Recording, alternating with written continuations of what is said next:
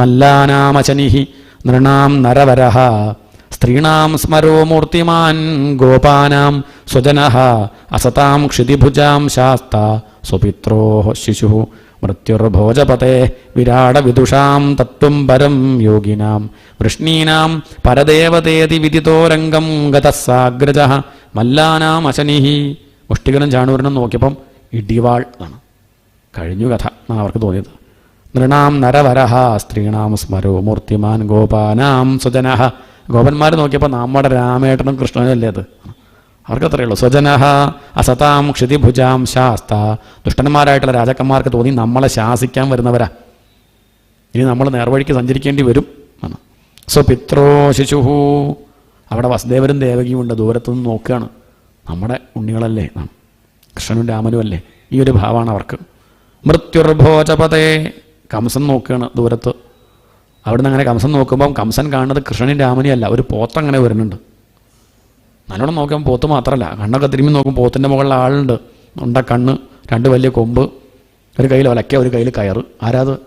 മൃത്യുഹു. കാലനായിട്ടാണ് ആര് കാണുന്നത്? കംസൻ കാണുന്നത്. മൃത്യുർഭോജപതേ വിരാട വിദുഷാം തത്വം പരം യോഗിനാം. യോഗീശ്വരന്മാരുണ്ട് അവിടെ. അവർ കണ്ണു തുറന്ന് നോക്കുമ്പം ഇത്രയും കാലം നമ്മൾ കണ്ണടച്ച് ഹൃദയത്തിൽ കണ്ട ആ പരമതത്വം അതാണ് രൂപം ധരിച്ചു വരുന്നത് എന്നവർക്ക് തോന്നി. തത്വം പരം യോഗിനാം വൃഷ്ണീനാം പരദേവതേ അതിവിദിതോ രംഗം ഗത സാഗ്രജഃ. ഏട്ടൻ്റെ കൂടെ ആ രംഗത്തിലേക്ക് പ്രവേശിച്ചു. അവിടെ മുഷ്ടികനും ചാണൂരനും വെല്ലുവിളിച്ചു. അവരുടെ കൂടെ യുദ്ധമുണ്ടായി. അങ്ങനെ അവിടെ വെച്ച് മുഷ്ടികനും ചാണൂരനെയും വധിച്ചു. അത് കഴിഞ്ഞപ്പോഴേക്കും കംസനാകെ പേടിയായി. ആരെവിടെ എന്നൊക്കെ ചോദിക്കുന്നുണ്ട്. എല്ലാവരുടെ കഥയും കഴിഞ്ഞിട്ട് ആരും ഇല്ല അവിടെ. അവസാനം കംസൻ ഓടിപ്പോയി ഏറ്റവും മുകളിൽ 18 നിലയുടെ മുകളിലുള്ള സിംഹാസനത്തിൻ്റെ മുകളിലിരുന്നു. അവിടേക്ക് ഭഗവാൻ ലഘിംനോത്പത്യതരസ, തൻ്റെ ലഘിമ എന്ന അഷ്ടൈശ്വര്യങ്ങളിലെ ഒരു സിദ്ധി അത് സ്വീകരിച്ച് തൻ്റെ ശരീരത്തിൻ്റെ ഭാരം കുറച്ചങ്ങോട്ട് പറന്നു മുകളിലേക്ക്. ആ സിംഹാസനത്തിൽ നിന്ന് കിരീടം അങ്ങോട്ട് തട്ടിമാറ്റി കംസൻ്റെ ശിരസിൽ നിന്ന് ആ കുടുമി അങ്ങോട്ട് പിടിച്ചു. ആ സിംഹാസനം അങ്ങോട്ട് എഴുന്നേൽപ്പിച്ച് ഒരൊറ്റ ഏറാണ് താഴത്തേക്ക് വീഴുന്ന കംസൻ്റെ മേലേക്ക് അലറി വിളിച്ചും കൊണ്ട് ഭഗവാൻ ചാടി ആ നെഞ്ഞത്തൊരടി അങ്ങോട്ട് കൊടുത്തു. കംസൻ്റെ കഥ കഴിഞ്ഞു. ഭഗവാനെ കണ്ടും കൊണ്ട് കണ്ണടയ്ക്കാൻ പറ്റിയ ആർക്ക്? കംസന്. അതുകൊണ്ട് കംസവധമാണെങ്കിലും അദ്ദേഹത്തിന് മോക്ഷം എന്നാ പറയുക. ഭാര്യമാർ വല്ലാതെ വിഷമിച്ചു. ആരാ കംസൻ്റെ ഭാര്യമാർ? അസ്ഥി പ്രാപ്തി, ജരാസന്ധൻ്റെ മക്കളാണ്. അവർ ഈ വാർത്ത ജരാസന്ധനെ അറിയിച്ചു. ജരാസന്ധൻ്റെ കംസനോട് വൈരം വിദ്വേഷം വർദ്ധിച്ചു. അച്ഛനെ അമ്മയും കാരാഗ്രഹത്തിൽ നിന്ന് മോചിപ്പിച്ചു. ഉഗ്രസേനൻ തൻ്റെ മുത്തശ്ശനാണ്, കംസൻ്റെ അച്ഛനാണ്, അദ്ദേഹത്തെ മോചിപ്പിച്ചു. മുത്തശ്ശൻ വേണം രാജ്യം ഭരിക്കുക പറഞ്ഞു. അദ്ദേഹം പറഞ്ഞു വേണ്ട, നല്ല പ്രായമുണ്ട്, 100-115 വയസ്സുണ്ട് എനിക്കിപ്പോൾ, ഞാനൊന്ന് രാജ്യം ഭരിച്ചാൽ നേരെയാവില്ല. കുറച്ചൊരു പൗരുഷം ഉണ്ടെങ്കിൽ ഞാൻ ഭരിക്കില്ലേ? എന്നെ തന്നെ അടിച്ച് ജയിലിലിട്ടിട്ടാണ് എൻ്റെ മകൻ രാജ്യം ഭരിച്ചത്. അതുകൊണ്ട് കുട്ടികളെ നിങ്ങൾ ഭരിച്ചാൽ മതി. ഞങ്ങൾ കുട്ടികളാ, പക്വതയില്ല, വലിയ ആൾക്കാരനെ വേണം രാജ്യം ഭരിക്കുക എന്നൊക്കെ പറഞ്ഞ് ഉഗ്രസേനനെ സിംഹാസനത്തിലിരുത്തി. ഭഗവാനാണ് ശിരസിൽ കിരീടം വയ്ക്കുന്നത്. ഭഗവാന്റെ നോട്ടം കൊണ്ട് അദ്ദേഹം ചെറുപ്പമായിട്ട് മാറിയെന്നാ. 25 വയസ്സായിട്ട് മാറി. 115 അങ്ങോട്ട് കുറഞ്ഞ് 25ആയി. പിബന്ധോക്ഷൈർ മുകുന്ദസ്യ മുഖാംബുജസുധാം മുഹുഹു. ഭഗവാന്റെ ആ നോട്ടം കൊണ്ട്, നോട്ടമാകുന്ന ടോണിക്ക് കുടിച്ച് അദ്ദേഹം ചെറുപ്പമായിട്ട് മാറിയെന്നാണ്. അച്ഛനും അമ്മയും കാരാഗ്രഹത്തിന് അവരെ മോചിപ്പിച്ചു. തൊഴുത് നമസ്കരിച്ചു. വസുദേവരടുത്ത് വന്ന് പറഞ്ഞു, കൃഷ്ണ അച്ഛാ ഒന്ന് വിളിക്കൂ കേൾക്കട്ടെ. ദേവകി അമ്മയെ വിളിക്കൂ കേൾക്കട്ടെ. ഇതുവരും വിളിച്ചിട്ടില്ല, 11 വയസ്സായി. അപ്പോഴാണ് ആ ഉണ്ണിയെ കാണുന്നത്. അവർക്കുണ്ടായ സന്തോഷം കെട്ടിപ്പിടിക്കുന്നു, ലാളിക്കുന്നു. ഇതൊക്കെ കണ്ട് നോക്കി നിൽക്കുകയാണ് നന്ദഗോപുരം. അദ്ദേഹത്തിന് ഇപ്പോഴാണ് മനസ്സിലായത് കൃഷ്ണൻ തൻ്റെ മകനല്ല. അടുത്ത് വന്നു കൃഷ്ണൻ. എന്നിട്ട് പറഞ്ഞു, അച്ഛാ ഇനി അധികം നേരം ഇവിടെ നോക്കി നിൽക്കണ്ട, അവിടെ അമ്മ ഒറ്റയ്ക്കാ എവിടെ? വൃന്ദാവനത്തിലേ. അതുകൊണ്ട് എത്രയും പെട്ടെന്ന് ചെല്ലൂ. ഈ കാര്യമൊക്കെ അമ്മയോട് പറയുമ്പോൾ അമ്മയ്ക്ക് ആദ്യം ലേശം വിഷമമൊക്കെ ഉണ്ടാവും. പക്ഷേ അച്ഛൻ വേണം അമ്മയെ സമാധാനിപ്പിക്കാൻ. അതുകൊണ്ട് അമ്മ ചെല്ലൂ, അച്ഛൻ ചെല്ലൂ, അമ്മയെ സമാധാനിപ്പിക്കുമെന്ന് പറഞ്ഞു വിടുകയാണ്. നന്ദര് പറഞ്ഞു, ദേവകിയെ അല്ലെങ്കിൽ യശോദയെ ഞാൻ സമാധാനിപ്പിക്കാം, എൻ്റെ കാര്യം എന്താ, എന്നെ ആര് സമാധാനിപ്പിക്കും? അതാണ് അദ്ദേഹത്തിൻ്റെ വിഷമം. ഏതായാലും തിരിച്ചുപോയി നന്ദഗോപുരം. ഇങ്ങോട്ട് വരുമ്പം ഗോപന്മാർക്കൊക്കെ വലിയ സന്തോഷമൊക്കെ ആയിരുന്നു. പക്ഷെ തിരിച്ചു പോകുമ്പോൾ അവർക്ക് വലിയ സന്തോഷമില്ല, കാരണം കൃഷ്ണൻ കൂടെ ഇല്ല. എന്നാലും അവർ തിരിച്ചു പോയി. ഇവിടെ വസുദേവർക്കും ദേവയ്ക്കും വലിയ സന്തോഷം, ഭഗവാനെ കിട്ടിയല്ലോ. അവരന്വേഷിച്ചപ്പോൾ മനസ്സിലായി കൃഷ്ണൻ്റെ പഠിത്തമൊന്നും കഴിഞ്ഞിട്ടില്ല, ഇനിയിപ്പം പഠിക്കണ്ടേ, അതിനുവേണ്ടി ഉപനയനം കഴിഞ്ഞു. അങ്ങനെ ഗുരുകുലത്തിലേക്ക് വിട്ടു. സാന്ദീപനി ഗുരുകുലം, ആ ആചാര്യൻ്റെ അടുത്തേക്ക് വിട്ടു. 64 ദിവസമേ ഉണ്ടായുള്ളൂ. ആ 64 ദിവസങ്ങളെ കൊണ്ട് 64 കലകളും ആര് പഠിച്ചു? ഭഗവാൻ പഠിച്ചു. അവിടെ വെച്ചൊരു സുഹൃത്തിനെ കിട്ടി. ആ സുഹൃത്തിൻ്റെ പേരാണ് സുധാമാവ് അല്ലെങ്കിൽ ശ്രീതാമാവ്. അദ്ദേഹത്തിൻ്റെ പഠിത്തമൊക്കെ എന്നോ കഴിഞ്ഞതാ. പക്ഷെ ദക്ഷിണ കൊടുക്കാണ്ട് പോരാൻ പറ്റില്ല. പഠിപ്പ് പൂർണ്ണമാവണമെന്ന് ദക്ഷിണ കൊടുക്കണ്ടേ? തൻ്റെ കയ്യിലൊന്നുമില്ല. അദ്ദേഹം അവിടെ തന്നെ അങ്ങനെ ഇരിക്കുകയാണ്. ദരിദ്രനാണ്. അപ്പോഴാണ് അവിടേക്ക് കൃഷ്ണനും രാമനും വന്നത്. അവർ വലിയ രാജാവിൻ്റെ മക്കളല്ലേ, ഇനിയിപ്പം അടുത്ത് പോയി മിണ്ടി ഒപ്പരുന്നു എന്നുള്ള പ്രശ്നം വേണ്ട കരുതി മാറിയിരിക്കുക. കൃഷ്ണൻ അദ്ദേഹത്തെ നടുക്കിരുത്തും. രാമൻ്റെ കൃഷ്ണൻ്റെ നടുക്ക് കൊണ്ടുപോയിരുത്തും. താൻ എന്താണോ വിട്ടിരിക്കണം, ഇവിടെ വന്നിരിക്കണോ എന്നൊക്കെ പറഞ്ഞ് അയാളെ അടുത്തിരുത്തും. എപ്പോഴും അയാളുടെ കൂടെ തന്നെ ഇങ്ങനെ ഓരോന്ന് പറഞ്ഞും ചോദിച്ചും ഇരിക്കും. 64 ദിവസമേ ഉണ്ടായുള്ളൂ, എന്നാലും അതാണ് ആ ബന്ധം. 64 ദിവസങ്ങളെ കൊണ്ട് 64 കലകളും പഠിച്ചു. നമ്മുടെ വെക്കേഷൻ സമയം 2 മാസം ഇത്രയേ ഉണ്ടായുള്ളൂ. പഠിച്ചു എന്നാണോ പറയേണ്ടത്, അല്ലെങ്കിൽ സാന്ദീപനി പഠിച്ചതൊക്കെ ശരിയാണോ നോക്കാൻ പോയതാണോ? സാന്ദീപനിക്കൊന്ന് ഇതൊക്കെ ഒന്ന് ഭഗവാനെ ചൊല്ലി കേൾപ്പിക്കണം എന്ന് ആഗ്രഹം ഉണ്ടായിരുന്നു, അത് സാധിച്ചു, ഇത്രയേ ഉള്ളൂ. സാന്ദീപനി ഇങ്ങനെ പഠിപ്പിക്കും ഭഗവാൻ, അതന്നെ അതന്നെ, ശരിയാ, ശരിയല്ലേ ചോദിക്കുന്നു, ഒക്കെ ആന്ന് പറയണു, അതുണ്ടായി. 64 ദിവസം കഴിഞ്ഞു, പഠിപ്പ് കഴിഞ്ഞു. ഭഗവാൻ ചോദിച്ചു, എന്താ അങ്ങേക്ക് ഞാൻ ഗുരുദക്ഷിണയായിട്ട് തരേണ്ടത്? അങ്ങനെയൊന്നുമില്ല, ഒന്നും വേണ്ട. കാരണം നിങ്ങളെപ്പോലുള്ളവരെ പഠിപ്പിക്കാൻ പറ്റുക പറഞ്ഞതിലും വലിയ ഭാഗ്യം വേറുണ്ടോ? ഒന്നും വേണ്ട. അങ്ങനെയല്ല, എന്തെങ്കിലും ഒന്ന് അങ്ങേക്ക് ആവശ്യമുള്ളതായിക്കോട്ടെ ചേട്ടാ ഈ ചോദിക്കുന്നത്. അങ്ങൊന്ന് ചോദിച്ച് മനസ്സിലാക്കൂ. ചിലപ്പം അങ്ങയുടെ പത്നിക്ക്, ഗുരുപത്നിക്ക് വല്ല മോഹം ഉണ്ടെങ്കിലും അമ്മയോട് ചോദിക്കൂ പറഞ്ഞു. അദ്ദേഹം പോയി ചോദിച്ചു, നിനക്കെന്തെങ്കിലും മോഹമുണ്ടോ? അപ്പോൾ അവൾ പറഞ്ഞു, നമ്മുടെ മരിച്ചുപോയ ഉണ്ണിയെ കിട്ടിയിരുന്നെങ്കിൽ. എന്താണ് മരിച്ചുപോയ ഉണ്ണിയെ? ഇങ്ങനെയൊക്കെ ചോദിച്ചാലോ? ഈശ്വരന്മാരെന്നാണ് പറയണത്. ചോദിച്ചു നോക്കൂ, ചിലപ്പോൾ നടക്കും. അദ്ദേഹം വന്ന് ചോദിച്ചു, എൻ്റെ ഒരു ഉണ്ണി പണ്ട് മരിച്ചു പോയിട്ടുണ്ട്, പ്രഭാസത്തിൽ മുങ്ങിപ്പോയതാ, കിട്ടുമോ? നോക്കാം എന്ന് പറഞ്ഞ് രാമനും കൃഷ്ണനും പോയി. ഗുരുപുത്രമിഹാനീതം യമൻ്റെ അടുത്ത് പോയി. യമൻ ലിസ്റ്റ് നോക്കുമ്പോൾ മരിച്ചിട്ടുണ്ട്, അവിടെ കാണുന്നുണ്ട്.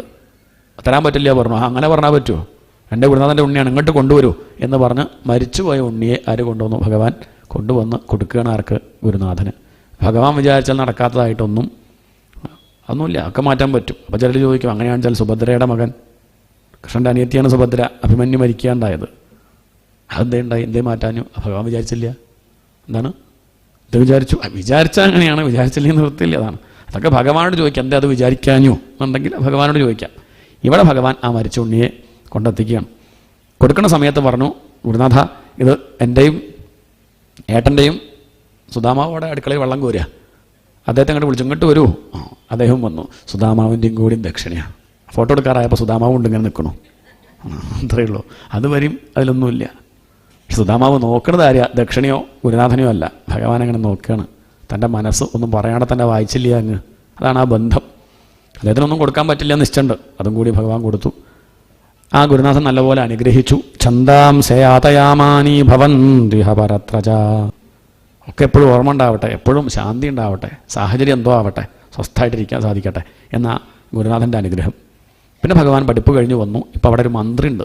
ഉഗ്രസേനാണ് രാജാവെങ്കിലും കാര്യങ്ങളൊക്കെ നോക്കുന്നത് ഭഗവാൻ തന്നെയാണ്. അവിടുത്തെ മന്ത്രിയാണ് ആര്? ഉദ്ധവൻ. ഭഗവാന്റെ സുഹൃത്താണ്, ഭക്തനാണ്, എല്ലാമാണ്. ഭഗവാനും ഉദ്ധവനും തമ്മിലുള്ള ബന്ധം അറിയണമെങ്കിൽ ഏകാദശ സ്കന്ധം അവിടെ കാണണം. അവിടെ ഭഗവാൻ, ഉദ്ധവൻ ചോദിക്കുന്നുണ്ട്, ഭഗവാനെ അങ്ങേക്ക് എന്നെ എത്ര കണ്ട് ഇഷ്ടമുണ്ട് എന്ന് ചോദിച്ചപ്പോൾ ഭഗവാൻ പറയാം, അങ്ങേക്ക് ഇഷ്ടമല്ലേ? എനിക്ക് അങ്ങേ എത്ര കണ്ട് ഇഷ്ടമാണെന്ന് അങ്ങേക്ക് അറിയില്ലേ? ന തഥാമേ പ്രിയതമ ആത്മയോനിഹി. അങ്ങയോട് എത്ര കണ്ട് ഇഷ്ടമുണ്ടോ അത്ര കണ്ട് ഇഷ്ടം എനിക്ക് ബ്രഹ്മാവിനോടില്ല. ന ശങ്കര, പരമശിവനോടില്ല. അപ്പോൾ ചോദിച്ചു, ബലരാമേട്ടനോടുണ്ടാവില്ലേ? ഇല്ല. എന്നുവെച്ചാൽ സംഘർഷണ, എന്നാൽ ലക്ഷ്മിയോടുണ്ടാവില്ലേ? ഭഗവാൻ ചുറ്റും നോക്കി, ഇവിടെ ഒന്നും ഇല്ലല്ലോ, നോക്കി, ഇല്ല. എന്നുവെച്ചാൽ ശ്രീ, ഇല്ലടോ, ലക്ഷ്മിയോടും എനിക്ക് ഇത്രയൊന്നും ഇല്ല. എന്തായാലും അത്രയ്ക്ക് ഇഷ്ടമാണ് എനിക്ക് അങ്ങയോടും. ആര് പറയുന്നുണ്ട്? ഭഗവാൻ തന്നെ ഉദ്ധവരോട് പറയാണ്, ത്വം തു ഭാഗവതേഷ്വഹം. ഭാഗവതന്മാരുടെ കൂട്ടത്തിൽ ഞാൻ ആരാ? ഉദ്ധവന എന്നാണ് ഭഗവാൻ പറയുന്നത്. അങ്ങനെയുള്ള ഉദ്ധവർ വലിയ യോഗ്യനാണ്, ശാസ്ത്രം പഠിച്ചാലാണ്. വൃഷ്ണീനാം പ്രവരോ മന്ത്രി കൃഷ്ണസ്യ ദയിതസഖ ആണ്. കൃഷ്ണ പ്രിയപ്പെട്ട കൂട്ടുകാരനാണ്. ശിഷ്യോ ബൃഹസ്പതേ സാക്ഷാത് ഉദ്ധവോ ബുദ്ധിസത്തമോ. നല്ല ബുദ്ധിയുള്ള ആളാ. ബൃഹസ്പതിയുടെ ശിഷ്യനാ. ബൃഹസ്പതി ദേവഗുരുവാ. ദേവഗുരു എങ്ങനെ ഈ മനുഷ്യനെ പഠിപ്പിച്ചു? Campus selection. ഇയാളുടെ കേമത്തം കണ്ടപ്പോൾ അങ്ങോട്ട് കൊണ്ടുപോയി. അങ്ങനെ ദേവലോകത്ത് പഠിപ്പിക്കുകയുണ്ടായത്. അത്രയും കേമനായിട്ടുള്ള ആളാണ് ആര്? ഈ ഉദ്ധവൻ. ആ ഉദ്ധവർ ഒരിക്കൽ ഭഗവാൻ അങ്ങനെ വിഷമിച്ചിരിക്കുമ്പോൾ അടുത്ത് വന്ന് പറഞ്ഞു, എന്താ കൃഷ്ണ വിഷയം? കുറച്ച് ദിവസമായിട്ട് ഞാൻ ശ്രദ്ധിക്കുന്നുണ്ട്, മുഖത്തൊരു വാട്ടം, എന്താ കാര്യം ചോദിച്ചു. കൃഷ്ണൻ പറഞ്ഞു, എന്നെപ്പറ്റി നല്ലോണം അറിയണ ആളാണെന്നല്ലേ വെപ്പ്, എൻ്റെ പ്രശ്നം എന്താ താൻ പറയൂ? ഞാൻ പറയട്ടെ? പറയൂ, എന്താ വിഷയം പറയൂ. ശരിയാണോ നോക്കാം, അങ്ങ് പറയൂ. വൃന്ദാവനത്തെക്കുറിച്ച് ഓർത്തിട്ട്, അത് തന്നെ. അമ്മയുടെ കാര്യം, അച്ഛൻ്റെ കാര്യം, ഗോപികളുടെ കാര്യം, അതന്നെ വിഷയം. എന്നാൽ ഒരു കാര്യം ചെയ്യൂ കൃഷ്ണ, നീ പോയിട്ടൊരു 3 മാസം അവിടെ നിൽക്കൂ, എന്നിട്ട് അവരെ വിഷമമൊക്കെ തീർക്കുക. ഇവിടുത്തെ കാര്യം ഞാൻ നോക്കിക്കോളാം, മന്ത്രിയാണല്ലോ. കൃഷ്ണൻ പറഞ്ഞു, ശരി. ഞാൻ 3 മാസം അവരെ ഉപദേശിച്ചു ഒക്കെ കഴിഞ്ഞു.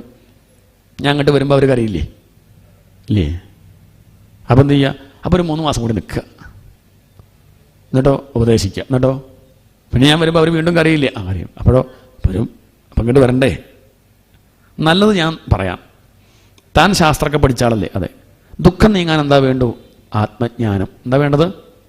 ആത്മജ്ഞാനം കൊണ്ടല്ലാണ്ട് ദുഃഖം നീങ്ങില്ല. അങ്ങനെയാണ് ഒരു കാര്യം ചെയ്യൂ, താൻ അത് പോയിട്ട് അവിടെ പോയി പറഞ്ഞു കൊടുക്കൂ, ഞാൻ വിട്ടിരുന്നോളാം, താൻ പോകാൻ നല്ലത്. അത് കേട്ടപ്പോൾ ഉദ്ധവൻ പറഞ്ഞു, എന്നാൽ ശരി, എന്നാൽ ഞാൻ പോവാം. പോകുമ്പോൾ ശ്രദ്ധിച്ചോളൂ, സാധാരണ സ്ത്രീകളായിട്ട് അവരെ കണക്കാക്കണ്ട. അവർ സാധാരണ സ്ത്രീകളല്ല.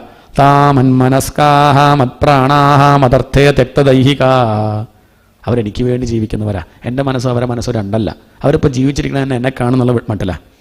എന്നെ കാണുന്ന കരുതിയിട്ടാണ് അവരിപ്പം എന്താ അവരാ ധാരയന്തി അതികൃച്ഛ്രേണ, ആ ജീവൻ വെടിയാണ്ടിരിക്കുന്നത്. അതുകൊണ്ട് കരുതണം കേട്ടോ അവരുടെ അടുത്തേക്ക് പോകുമ്പം.